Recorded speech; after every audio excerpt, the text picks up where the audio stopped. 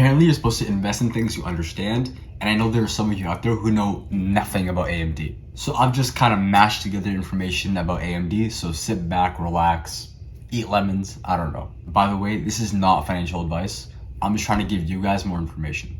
Let's start off with what exactly is AMD? Well, according to them, they're a global semiconductor company. Their operations can be divided into 4 main segments. The data center segment, try saying that super fast, and it includes these things. Which, by the way, I do not know enough about computers to tell you what all these do, so just find a better resource because it'll be much better than me. The client segment includes a CPU and APU, which, by the way, as APU is just CPU plus GPU kind of just like mashed together.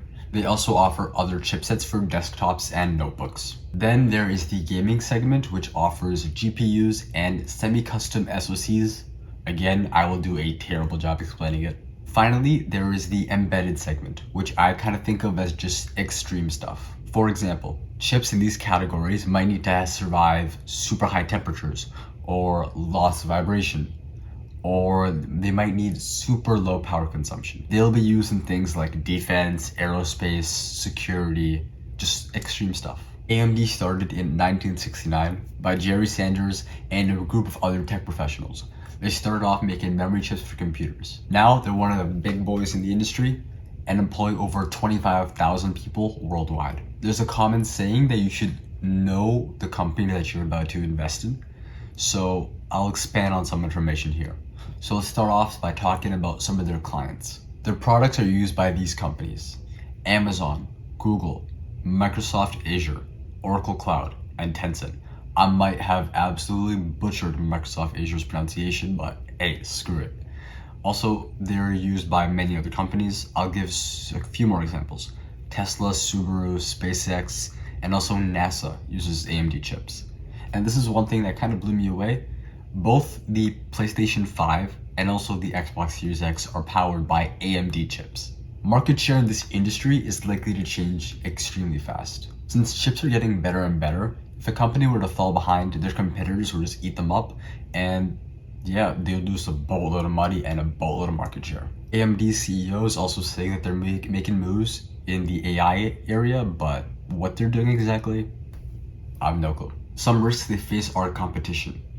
I mean, if Intel or some other company produces some extremely good chips, AMD's market share is going to fall by a pretty substantial amount. In addition, all of AMD's chips under the 7nm mark are made by TSMC.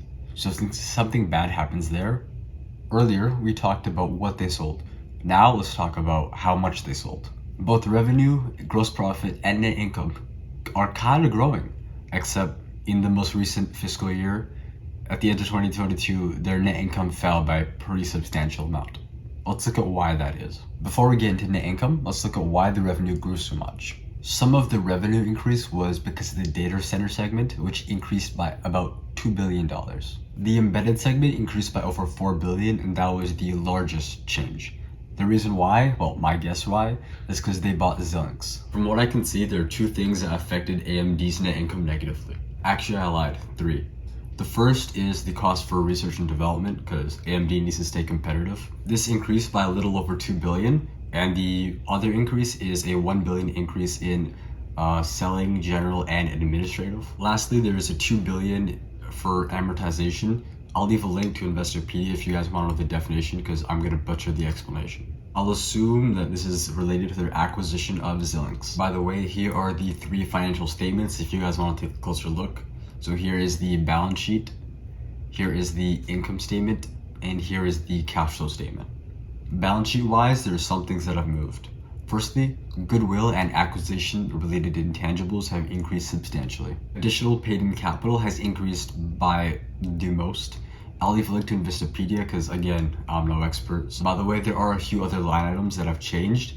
I'll highlight them in yellow and I'll highlight the red ones, the big ones in red, so you guys can just take a look if you want to. Competitor / industry wise, AI has become a pretty big thing, and they are trained on NVIDIA GPUs, and that's one of AMD's competitors. And also AMD has to worry about Qualcomm and Intel, so they can't exactly relax. Here's a comparison of previous stock performance. AMD is red, Intel is blue, Nvidia is green, and the S&P 500 is yellow.